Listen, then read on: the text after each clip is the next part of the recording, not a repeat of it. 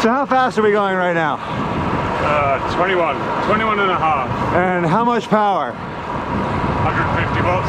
Yeah. So this is the start of about a 3.5 hour loop, starting with a tailwind. Yeah. I'm gonna stop on the way back. Maybe not the best of plans. Oh well.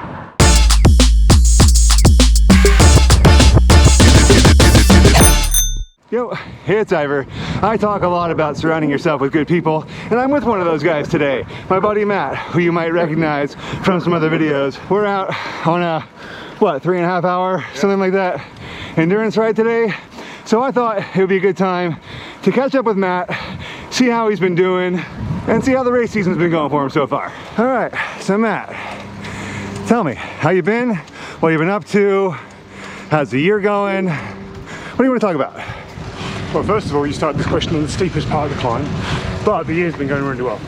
Probably since the last time we spoke, on a video at least, 18 months ago, and I was 255 pounds, down to 215.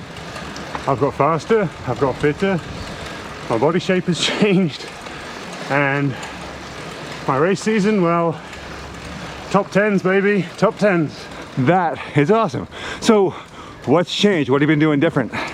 Well, other than hanging out with you, which obviously makes me faster, I incorporated weight training, and in January I started racing the velodrome.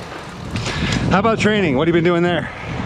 So the training, I kind of got myself into a structure, and thanks to this guy again, got myself onto a subscription for Trainer Road, and that's exactly what I use. I use the Trainer Road to Garmin on the outside, and when it's raining or horrible inside, and it's definitely made me faster. What training plan are you on Trainer Road? Did you use Plan Builder, or what does it look like? I use the Plan Builder. I get Mondays off. The rest of the time I'm riding. I ride hard Tuesday, Wednesday, and I keep Saturday for either hard, long, or race day.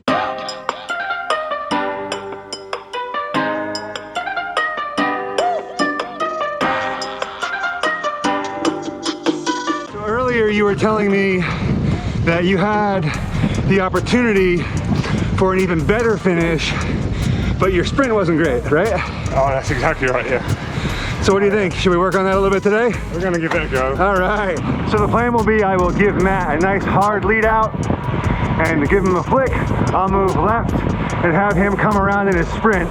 We'll get it on video so that we can look at it afterward and see if there's anything we can improve. But first, let's rip down this quick descent.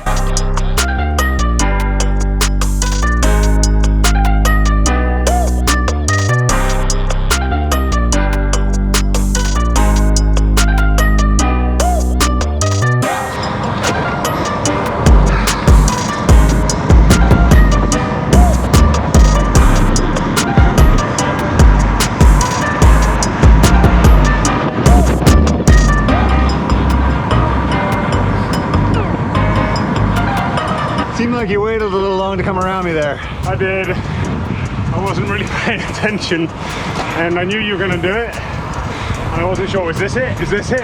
Oh, it is it! Go! And what was your power like?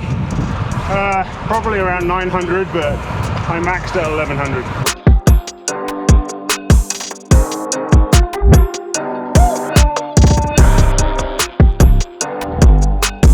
So there are some lessons you just can't learn until you're there. And you've got the fitness now, and you've got the race acumen to get you to the end of the race.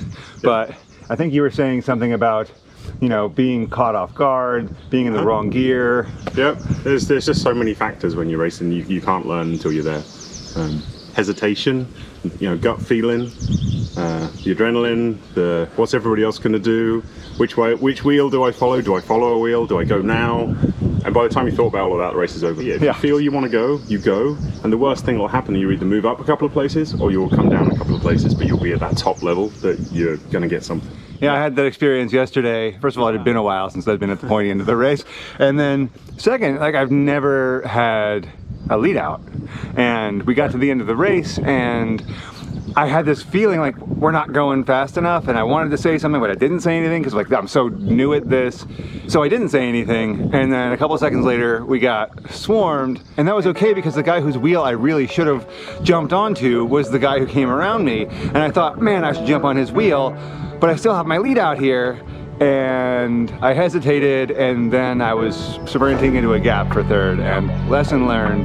Yeah, I mean, it's like you make a plan, you're in the plan, you're like, oh, this is the plan, and that's what's in your head. And then something happens because the plan never goes to plan. Everybody's got a plan until they get punched in the mouth.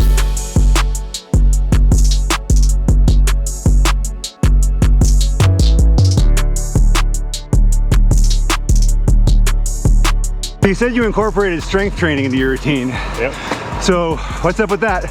Why'd you do it? What do you do? How do you think it's helped? I did it because I needed to build muscle strength and core. And I remember the first time I came to your house to do strength training, and you said to me, I can't believe how fast you are already with absolutely no core whatsoever. So where he's going with that core comment, yeah, you don't pedal with your core, you pedal with your legs. It's the thing that connects your arms to your legs. When you're going up a climb or you're sprinting and you're wrenching on those bars, if you've got a weak core, you are hemorrhaging power between your arms and your legs. So think about a rope laying on the ground. If you push on the end of it, the other end isn't gonna move, it's just gonna coil up in the middle. But if you wet that rope and freeze it, and you push on it, the whole thing is gonna move. And that's exactly the difference between a weak and a strong core. Power transfer.